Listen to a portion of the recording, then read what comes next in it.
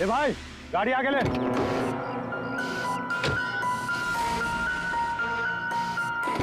बोला ना तुझसे गाड़ी आगे ले तो आगे ले। अरे भाई कैसे आगे लूं, गाड़ी खराब हो गई है ना। प्रॉब्लम बाद में देखना, धक्के मार के आगे लो पहले।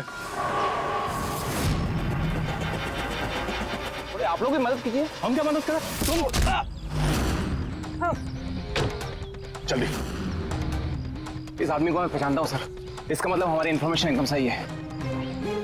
यानी कि वो रूट नाम का कंप्यूटर हैकर इसी जगह पे होगा। और वो रूट जरूर कोई खतरनाक प्लानिंग कर रहा है सर। चाहे कुछ भी हो जाए उसे जिंदा पकड़ना है, ये जानने के लिए कि उसका मिशन क्या है। और इस मिशन में तुम दोनों साइबर कॉप की आगे भी जरूरत लगेगी। तुम यस सर। यहाँ बाहर गेट पे खड़े रहना। ओके बाहर सर। नजर रखना। चलो।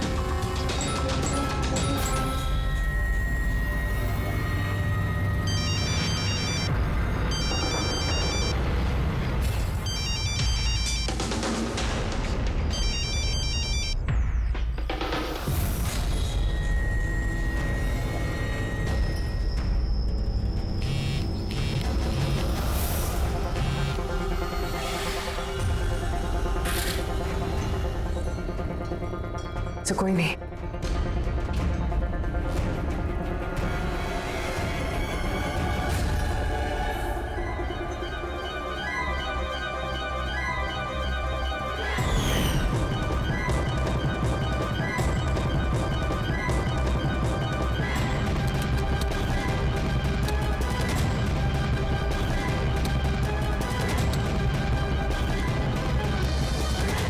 आप रेडी? सर सब जगह देख लिया, यहाँ पे कोई नहीं है।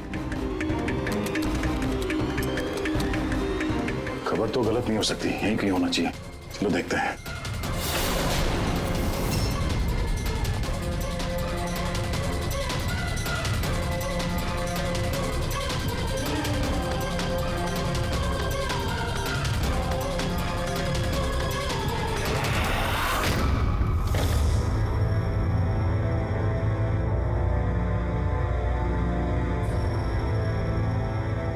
तो कोई नहीं।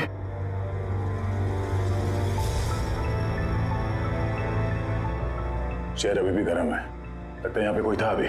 मगर सर एंड मौके पे भाग कैसे निकला?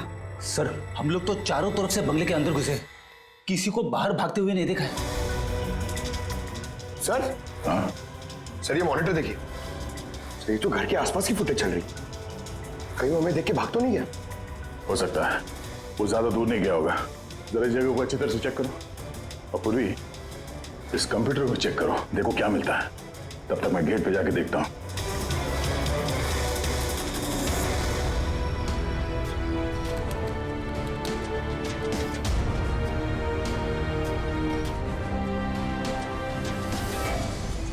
Mahesh, Mahesh, yes sir. ये रोड अंदर नहीं है, लगता भाग गया। तुम यहीं पे खड़े थे? सर मैं यहीं पे खड़ा था, मैंने किसी को नहीं भागते हुए देखा। तो ऐसा कोई नहीं किया बाहर? नहीं सर। मेन गेट से तो कोई बाहर गया नहीं, पता नहीं ये रूट कहां से चला गया। सर बाहर पीछे की तरफ एक गेट है, शायद वहीं से भाग गया होगा। सर वो कंप्यूटर पासवर्ड प्रोटेक्टेड है, ब्यूरो ले जाना पड़ेगा। सर ये रूट जरूर अपने उसी खतरनाक मिशन को पूरा करने में लगा होगा। ये रूट को किसी भी हाल में जल्द से जल्द ढूंढना होगा। एक मिनट, पूरे घर में कहीं भी ये कारपेट नहीं है, और यहाँ पे कारपेट रखा हुआ है, उसके ऊपर ये स्टूल। जरा हटाओ इसे। सर यहाँ पे खुफिया दरवाजा, बड़ी तुम यही रहो इनके साथ, हम लोग अंदर देखते हैं।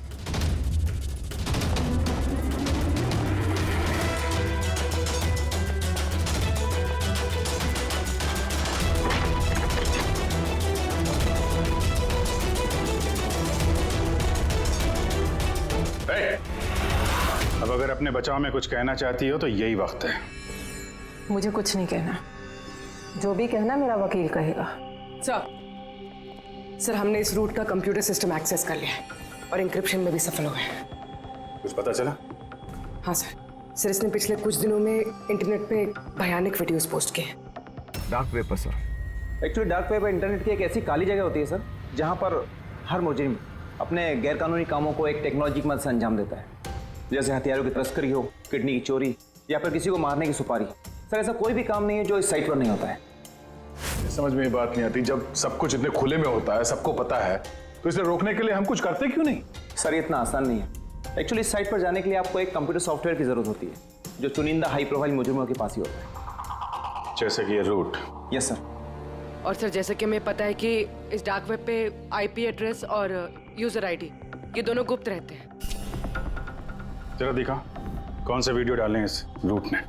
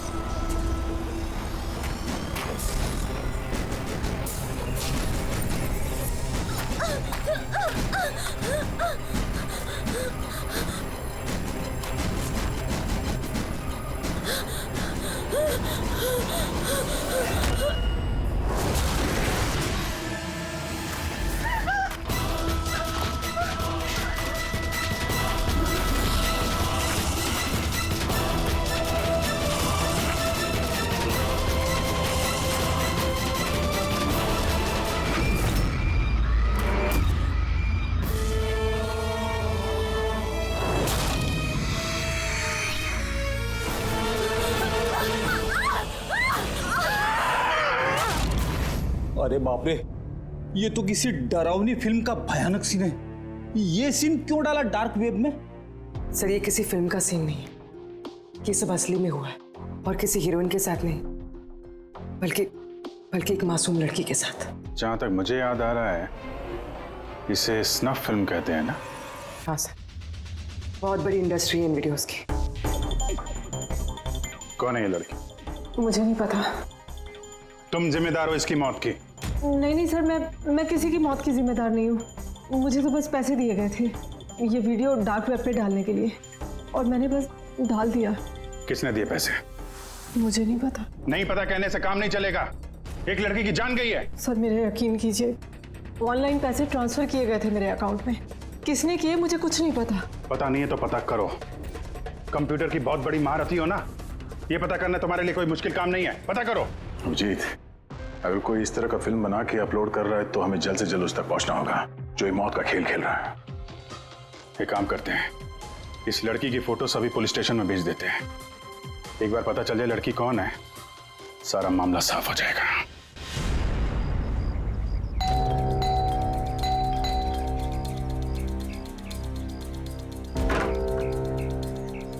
जी कहिए, किससे मिलना है? ये रिया का घर है ना? हाँ, मैं उसका पापा। आइए। वो हम लोग सीआईडी से हैं। आपके लिए एक बुरी खबर है। आपकी बेटी रिया अब इस दुनिया में नहीं रही। पता है, मगर आप उसके मौत के 10 दिन बाद क्यों आए हैं ये सब बताने? आपको पता है कि आपकी बेटी रिया की मौत हो गई है? आप उस कार एक्सीडेंट की इन्वेस्टिगेशन के लिए आए हैं ना, तो आपको ये तो मालूम पड़ा होगा कि रिया का तो फ्यूनरल भी हो गया है। एक मिनट, आप किस कार एक्सीडेंट की बात कर रहे हैं? वही जिसमें हमारी रिया चल बसी है। शेयर टैक्सी में वो पुणे जा रही थी। नहीं, रिया की मौत कार एक्सीडेंट में नहीं हुआ है। ये क्या कह रहे हैं आप? एक मिनट, ये रिया है। हाँ, ये रिया ही है। एक्सीडेंट वाले दिन उसने यही कपड़े पहने थे। एक मिनट, सॉरी बाबू, लगता है कुछ कंफ्यूजन है। आप जरा बताइए कि आपकी बेटी रिया का कार एक्सीडेंट कैसे हुआ था? शेयर टैक्सी में वो पुणे जा रही थी, 7 और लोग भी थे उसके साथ। तो रास्ते में उसकी गाड़ी का बड़ा भयानक एक्सीडेंट हो गया। पूरी कार आग की लपटों में झुलस गई। मरने वालों के तो चेहरे तक पहचान में नहीं आ रहे थे। तो आप लोगों ने रिया को कैसे पहचाना? उसके सामान के जरिए बस हम उसे पहचान पाए। आपने ये नहीं बताया कि ये फोटो कब की है? वैसे हम लोगों को भी पता नहीं कि ये फोटो कब की है, पर पता चलते ही हम आप लोगों को बता देंगे। लगता है रिया का ये एक्सीडेंट सिर्फ एक दिखावा था, उसकी मौत की असली वजह को छुपाने के लिए। सर, अगर रिया का कार एक्सीडेंट एक दिखावा था, तो वो बाकी के 7 लोग जो उसके साथ गाड़ी में थे, कहीं वो भी रिया की तरह ही तो नहीं मारे गए? हो सकता है। सबके परिवार वालों से मिलना पड़ेगा। किस्मत अच्छी थी हमारी कि जो 7 लोग एक्सीडेंट में मारे गए थे, उनमें से एक का अंतिम संस्कार नहीं हुआ था। देखते हैं डॉक्टर सालुंके इस लाश से क्या सुराग निकाल पाते हैं। वैसे भी लाशें इतनी बुरी तरह से जल गई हैं कि चेहरा पहचान पाना मुश्किल है। भाई तुम लोगों का शक एकदम सही था। ये लाश टोनी की नहीं। लग ही रहा था सर हमें, लेकिन ये कौन है कुछ पता चला? नहीं यार, ये तो पता नहीं लगा है कि ये लाश है किसकी, लेकिन ये पता चला है कि इस आदमी को कैसे मारा गया। मैंने इसके बॉडी का स्कैन किया तो पता लगा कि इसके पेट में चाकू का बहुत गहरा घाव है। चाकू से? हाँ, चाकू का। और मुझे लगता है उस चाकू के वार की वजह से ही इसकी मौत हुई। मतलब चाकू से मारा किसी और को और उसे टोनी बता के एक्सीडेंट का हिस्सा बना दिया। ये गैंग आखिर करना क्या चाहता है? और इस आदमी की मौत 3 हफ्ते पहले ही हुई है। ये कार एक्सीडेंट हुआ 10 दिन पहले। वही तो, मतलब कार जब एक्सप्लोजन में जलाई गई उससे कहीं पहले इस आदमी की मौत हो चुकी थी। 3 हफ्ते से इसकी लाश संभाल के रखी थी ताकि इस भयानक खेल को अंजाम दिया जा सके। यार देख, काम करते हैं, जहां पे एक्सीडेंट हुआ था वहीं पे चलते हैं, पता करते हैं एग्जैक्टली उस दिन हुआ क्या था। मैं तो मजे से कार चला रहा था सर, और रेडियो पे गाने सुन रहा था। तभी अचानक से मैं एक जोर का धमाका सुना। मैं तुरंत अपने कार से निकला और मैंने देखा कि मेरी सामने एक कार आग की लपटों में जल रही थी। मुझे समझ में नहीं आ रहा था कि मैं क्या करूं। तो ये कितने बजे की बात है? सर, मुझे लगता है कुछ शाम के 5 बजे होंगे। है? ये कैसे हो सकता है? सर, एक सेकंड। सर, ये टोल नाके की फुटेज देखिए सर। यहाँ पे तो गाड़ी 3:30 बजे क्रॉस हुई थी। फिर ये जगह वहां से 20 किलोमीटर दूर ही है सर। तो 20 किलोमीटर का सफर तय करने में 1.5 घंटे तो नहीं लगने चाहिए। रास्ते में कोई ढाबा होटल भी नहीं है, कोई चाय वाय के लिए रुक जाए जहाँ पे। एग्जैक्टली। तो उस हिसाब से गाड़ी को यहाँ पे 4 बजे पहुँच जाना चाहिए था, मगर यहाँ पे एक्सीडेंट हुआ 5 बजे। इसका मतलब है ये जुर्म इस 1 घंटे में ही हुआ है। तो गाड़ी को उस समय कहीं ले जाया गया और उन सबको उतार के उसमें 7 लाशें रख दी गई। और उसके बाद गाड़ी को यहाँ पे लाके ब्लास्ट करवा दिया। सब प्लान था। सर, ऐसा लगता है इन सब लोगों को वहीं लेके गए हैं जहां पर रिया को लेके गए थे, वो स्नफ फिल्म बनाने के लिए। जगह जल्द से जल्द ढूंढनी होगी यार। पुलवी ने SMS भेजा तो किसी पेड़ की फोटो है। हाँ पूर्वी। सर ये पेड़ जिसकी फोटो भेजी है मैंने, इसे मोरिंगा ओलिफेरिया कहते हैं सर। हाँ सर ठीक ऐसा ही पेड़ रिया वाले फुटेज में भी है। ये देखिए सर, उस फुटेज का स्क्रीनशॉट भेज रही हूँ मैं। सर ये पेड़ महाराष्ट्र के 2 जंगलों में पाए जाते हैं। ये तो एग्जैक्टली वैसे ही पेड़ है, महाराष्ट्र के 2 जंगलों में। कौन कौन से जंगलों में? सर एक जंगल है जो नासिक के पास है, और दूसरा जंगल एक्सीडेंट वाली जगह से सिर्फ 1 घंटे की दूरी पे है, और इस जंगल का नाम है प्रीफिक्स फॉरेस्ट। जरूर ये मौत का खेल इस प्रीफिक्स जंगल में ही हुआ है। प्रीफिक्स फॉरेस्ट तो काफी बड़ा जंगल है यार, मीलों तक फैला हुआ है। फॉरेस्ट ऑफिसर की मदद लेनी होगी।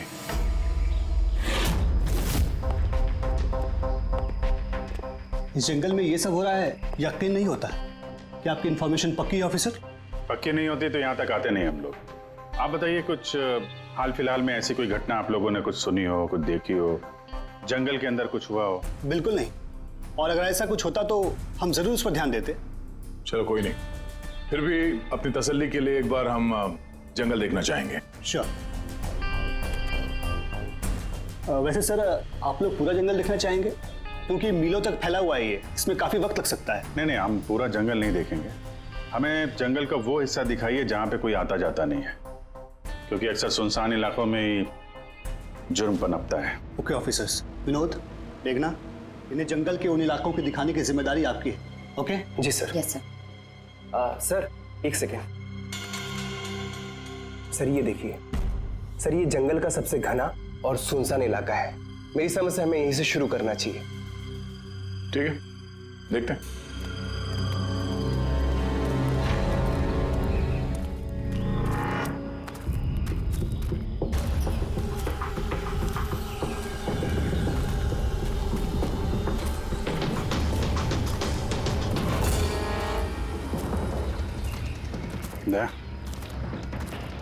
यहाँ पेड़ पे देखा?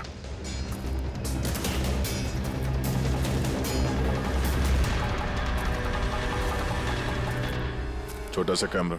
मतलब हम लोग सही जगह पे आ गए हैं। यही वो जगह है जहाँ पे वो फिल्म बनाई जा रही है। कैमरा ऊपर भी है, उस तरफ बैंड है।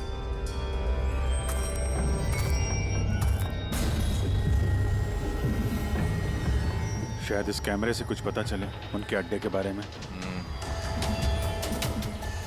नहीं अभिजीत, ये तो हाई एंड वायरलेस कैमरा है। इसके जरिए पता लगाना मुश्किल है कि इसमें जो स्टोर्ड फुटेज है वो कहाँ से ब्रॉडकास्ट हो रहा होगा, और इस जंगल में पता नहीं और कितने कैमरास हैं। देखते हैं, आगे शायद कोई कैमरा मिल जाए जिससे कुछ पता चले।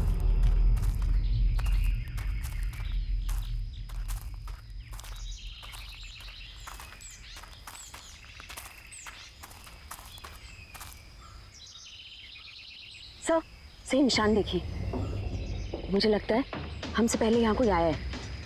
हम लोग सही डायरेक्शन में जा रहे हैं।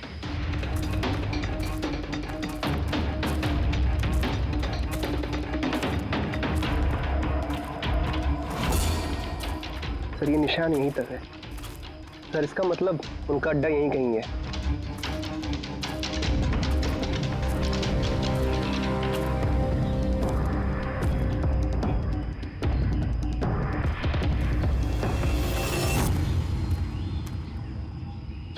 चल जल्दी आइए। एक मिनट सर, एक सेकंड। घबराओ मत, हम लोग सीआईडी से हैं। उठो। सर आप लोग सीआईडी से, मुझे बचा लीजिए सर।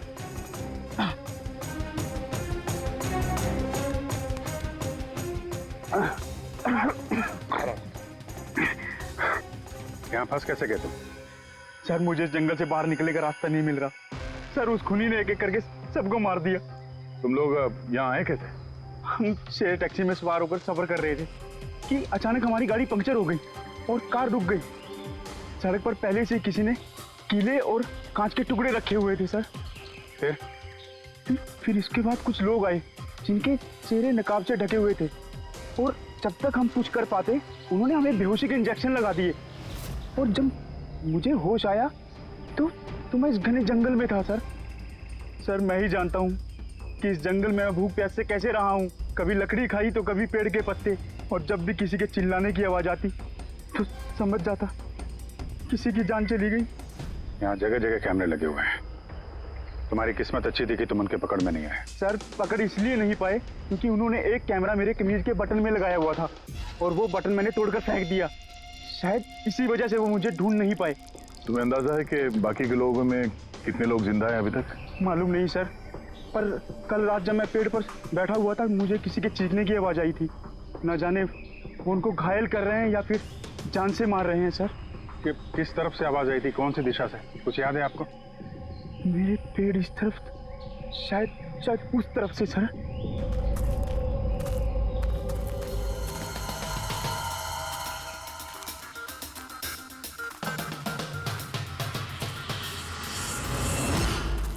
सर खून।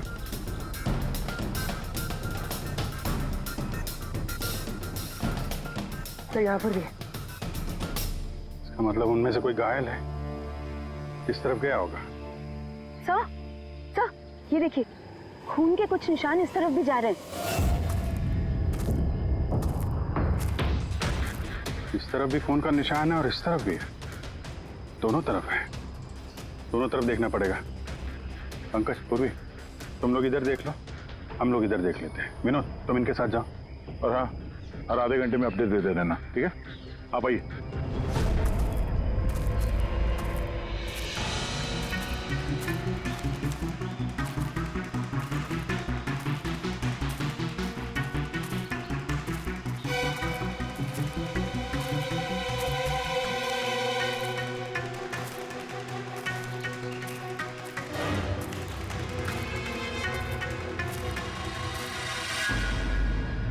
एक मिनट,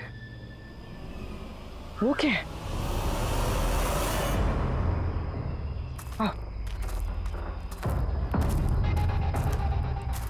घर? शायद घायल विक्टिम ने यहीं पर पनाह ली हो। जंगल के बीच में घर, मगर नक्शे के हिसाब से तो यहाँ कोई घर नहीं था। हो सकता है ऐसे फिल्म बनाने वालों को ऐसे लोकेशंस की जरूरत पड़ती है ताकि उन्हें कोई ट्रैक ना कर सके। हो सकता है उस घर में जो घायल आदमी है वही मुजरिम हो सकता है पंकज, और ये भी हो सकता है कि आगे और भी कैमरास लगे हों। होशियार रहना।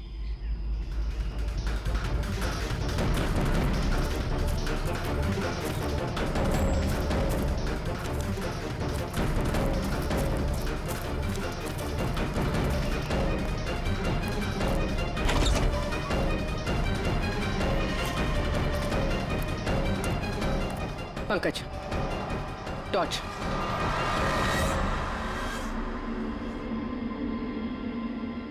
ये घर तो एकदम हिंदी फिल्मों की डरावनी पिक्चरों जैसा।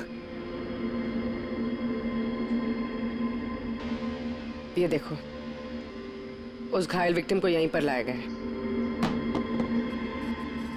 वो आवाज सुनी? अंदर से आ रही है।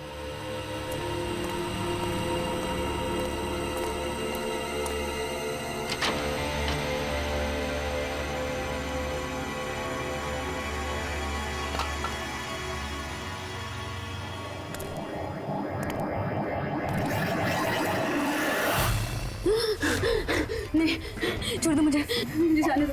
बाहर आओ। मेरे पास मत आना, मैंने कुछ नहीं किया। देखो, हम लोग CID से, घबराओ मत। आओ, कुछ नहीं होगा तुम्हें। आजा आजा।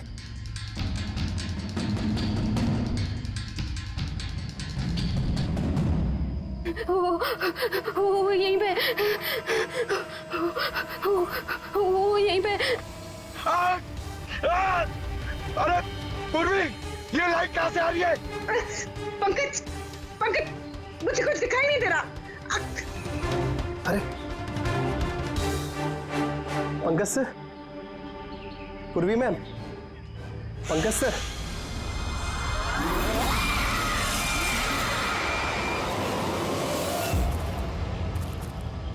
सर, खून के निशान तो यहाँ के खत्म हो गए।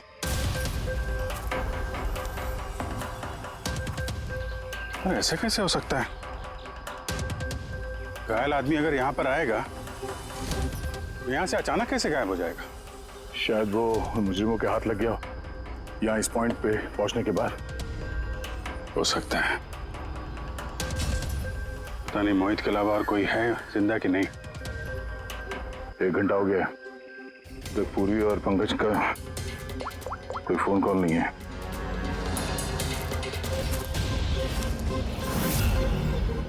पूरी फोन उठा नहीं रही है। पंकज, देखता हूँ।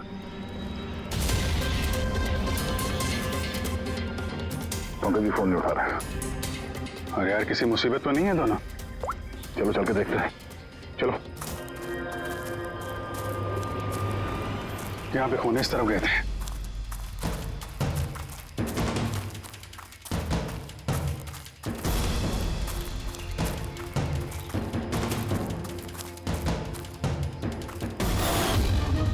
घर के अंदर शायद कोई हो। मैं अंदर जाके देखता हूँ। ठीक है, तब तक मैं यहाँ बाहर देखता हूँ।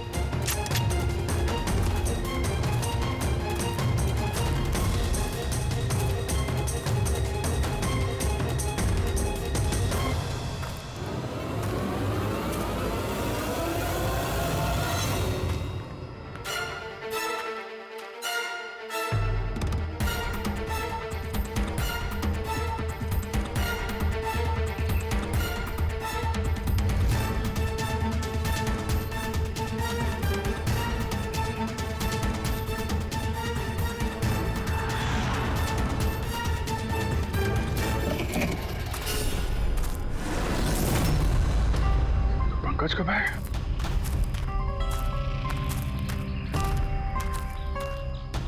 पंकज,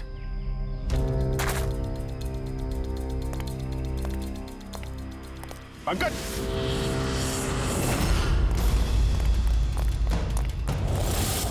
पंकज, पंकज, पंकज, कैसे? उठो, उठो, सर उठो। क्या हुआ? हाँ? सर वहाँ पे वो घर में गए थे सर। वहाँ पे एक लड़की थी सर। हाँ। सर बात ही कर रहे थे सर। पता नहीं एकदम से इतनी रोशनी आई सर कि कुछ दिखने नहीं, कुछ समझ में नहीं आ रहा था।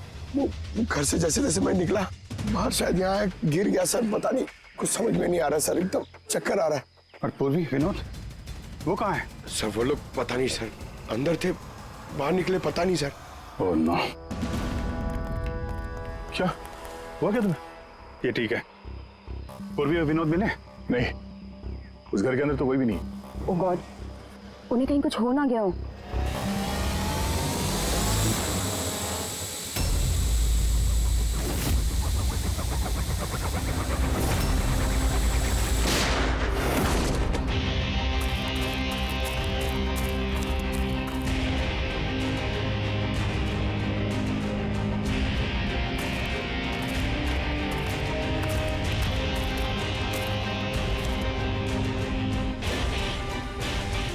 ये सब तो बड़ा मुश्किल होता जा रहा है। हमें वापस जाना होगा। चलो। क्या मतलब? देखो दया, हमें ये नहीं मालूम है कि अपराधियों की तादाद कितनी है, कितने कैमरे लगा रखे हैं यहाँ पे, कितने हथियार हैं उनके पास। ऊपर से हम पे हर वक्त नजर रखे हुए हैं। अभी फिलहाल हम उनसे मुकाबला करने की तैयारी में नहीं है। और पूर्वी, उसे यहाँ पे अकेला छोड़ के चले जाएंगे हम? यार दया देखो, पूर्वी उनके चंगुल में फंस चुकी है। हम उसको बचाने जाएंगे तो हम भी नहीं बच पाएंगे। अभिजीत, क्या हो क्या गया तुम्हें? कुछ याद है सीआईडी में हमें पहले क्या सिखाया था? यही कि सबसे पहले अपने साथी को पीछे मत छोड़ना, चाहे वो जिंदा हो या मर चुका हो। अरे यार, हर लड़ाई रूल बुक के हिसाब से नहीं लड़ी जा सकती। हमें यह भी सिखाया गया था कि प्रेजेंस ऑफ माइंड का इस्तेमाल करना, अलग अलग परिस्थितियों में। आई एम सॉरी, तुम्हारे इस थॉट से मैं एग्री नहीं करता। I am sorry. तुम्हें जाना है, तुम जा सकते हो। बिना पूर्वी के मैं यहाँ इस जंगल से बाहर नहीं जाने वाला। जिद मत करो दया, हमें यह भी नहीं मालूम है कि पूर्वी जिंदा है कि नहीं। अभिजीत, वो एक सीआईडी ऑफिसर है, इतनी आसानी से हार मानने वाली नहीं है। वो बेचारी अकेली लड़ रही होगी उन मुजरिमों से, और अब जब उसे सबसे ज्यादा जरूरत है हमारी, हम पीठ दिखा के भागेंगे यहाँ। ज्यादा जरूरी यह है कि जो लोग उस गिरोह के कैद में नहीं आए हैं उनको बचाया जाए। और तुम्हें पूर्वी की इतनी परवाह है, तुम जिद मत करो, मेरे साथ चलो। हम लोग अच्छी प्लानिंग बना के वापस आएंगे। चलो। इसे हो क्या गया? सर अभी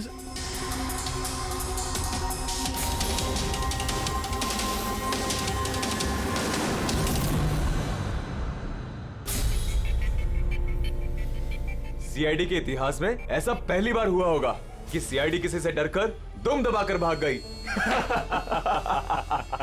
हाँ सर, पहुंच गए आप? हाँ बस उसी जंक्शन पे रहिए, हम लोग आते हैं वहां पे। अरे सालुंके सर, आप यहाँ? मैं यहाँ। आइए। अरे अरे तुम्हें क्या लगा हम लोग पूर्वी को ऐसे ही छोड़ देंगे जंगल में मरने के लिए? हैं? तो आपका और दया सर का झगड़ा झूठा था। जब अभिजीत ने वहां पे कैमरा देखा तो उसने मुझे इशारा किया। पता नहीं और कितने ड्रोन लगा रखे होंगे हम पे नजर रखने के लिए। जो आदमी उस कैमरे के जरिए हम पर नजर रखे हुए था उसकी आंखों में धूल झोंकना जरूरी था, इसलिए अब वो लोग ये सोच के बैठे होंगे कि हम लोग जंगल से निकल गए, थोड़े रिलैक्स भी हो जाएंगे। यही मौका है हम पे हमला करने का। अभिजीत ये लो, ये तुमने मंगाया था। ये क्या डिवाइस है सर? ये जैमर है पंकज। आसपास इस एरिया में जितने भी कैमरे होंगे सब जैम हो जाएंगे। अब वो हम पे नजर भी नहीं रख पाएंगे। और ये ड्रोन पे जो कैमरा लगा है इसकी रेंज 7 किलोमीटर है सिर्फ। बैटरी तो खत्म होने वाली है। इसका मतलब अगर हम इसे नहीं पकड़ते तो ये वापस उनके अड्डे पे जाता बैटरी बदलने के लिए। जरा आईपैड निकालना, नक्शा निकालो उसमें।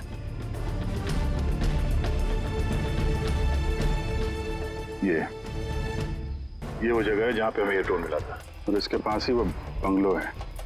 लगता है यही होगा मुजरिम का ठिकाना। तो चलते हैं, चल के आज़ाद कराते हैं पूर्वी और बाकी जो जिंदा बचे हुए लोग हैं उनको। चलो। नहीं सर, आप मेघना और मोहित आप लोग यहीं पे रुकिए, हम लोग देखते हैं।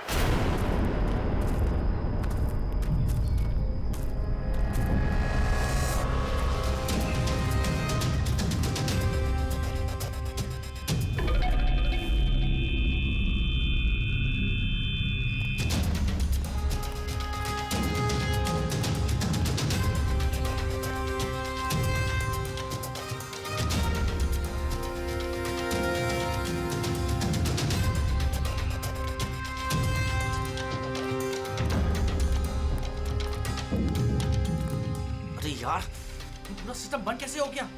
देखना कुछ। जैसे आवाजें आ रही हैं। कैसे हो सकता है पूरा सिस्टम?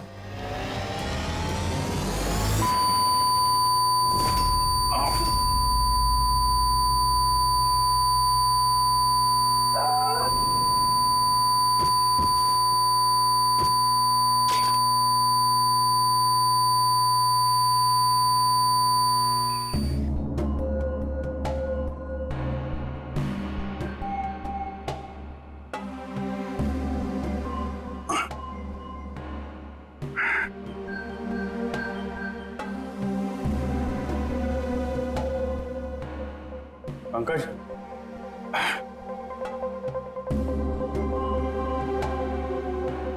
पंकज, हमारे स्वागत की पूरी तैयारी कर रखी थी इन लोगों ने। सर ये लोग अगर हमें मारना चाहते तो पहले ही मारते थे। हमें मारते हुए क्या ये फिल्म बनाना चाहते हैं?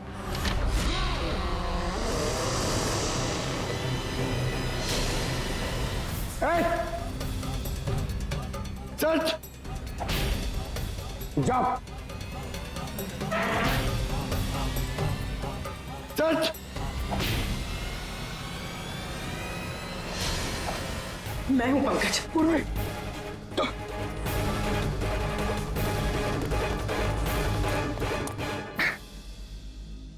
तुम ठीक हो? हाँ सर। वो लोग किधर हैं?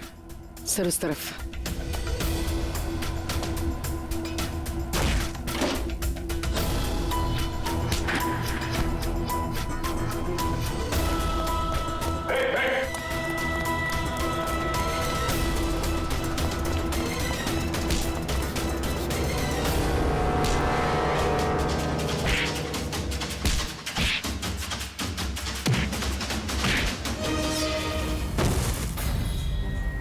सर चल चल।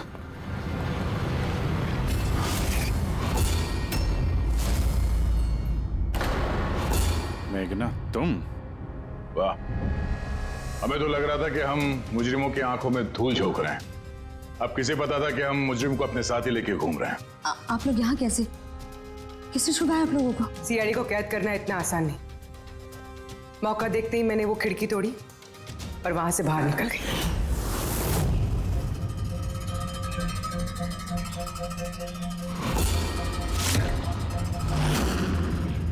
और उसके बाद मैंने उन्हीं लोगों का पीछा किया जिन लोगों को तुमने भेजा था मुझे ढूंढने के लिए। और फिर मैंने उस नकाबपोश आदमी को देखा और उसका भी पीछा किया।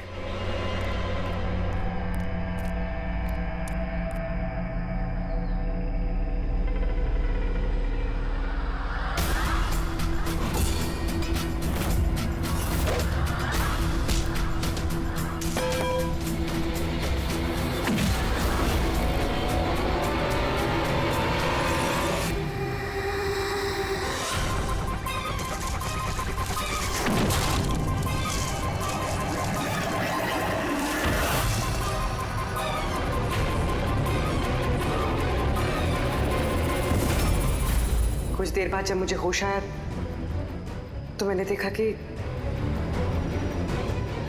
मगर इससे पहले कि मैं बाकी ऑफिसर्स तक पहुंच पाती, तुम्हारी उस सोनिक बूम वाली आवाज ने इन्हें बेहोश कर दिया था।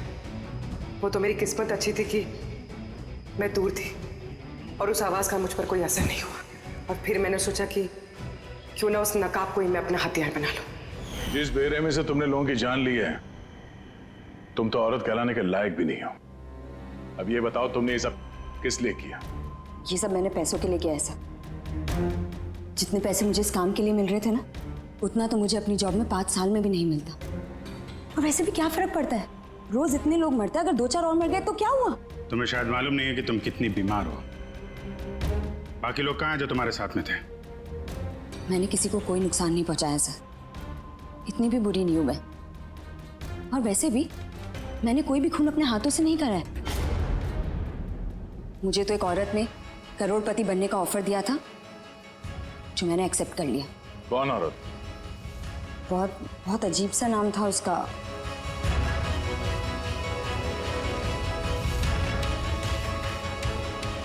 रूट। रूट?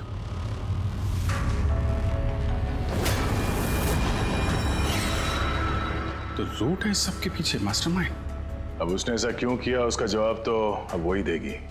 तो जहां तक तुम्हारा सवाल है, कानून तुम्हें कड़ी से कड़ी सजा देगा।